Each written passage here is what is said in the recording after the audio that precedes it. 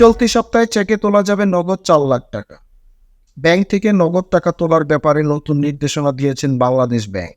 গত সপ্তাহে নগদ সর্বোচ্চ 3 লাখ টাকা উত্তোলনের সুযোগ থাকলেও এই সপ্তাহে চেকে 4 লাখ টাকা তোলার সীমা ঠিক করে দিয়েছেন কেন্দ্রীয় ব্যাংক।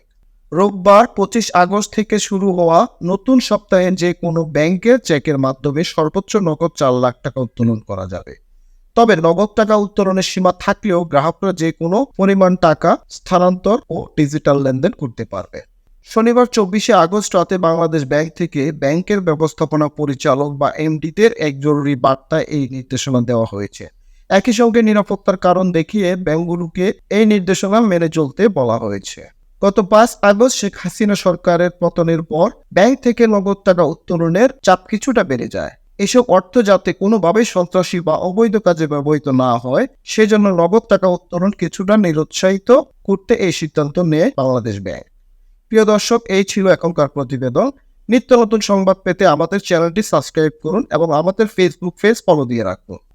নিউজ ঢাকা।